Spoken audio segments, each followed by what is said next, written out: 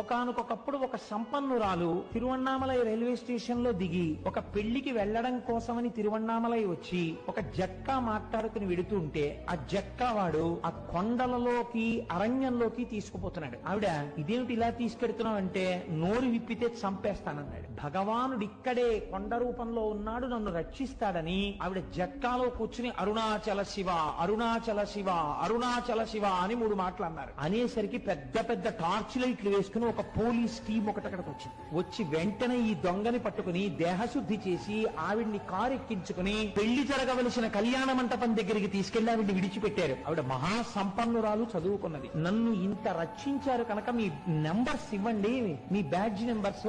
రేపు మీ police station లో నేను కొంత అమౌంట్ ఇచ్చి మీకు క్యాష్ అవార్డు ఇమ్మని వచ్చి నేను మీకు బహూకరిస్తానని చెప్పి ఆవిడ నెంబర్స్ తీసుకున్నారు. తీసుకున్న రాత్రి పెళ్లికి అటెండ్ అయి మర్నాడు తన బంధువులతో కలిసి పోలీస్ స్టేషన్ కి వెళ్లి నిన్న రాత్రి నన్ను కొంతమంది పోలీసులు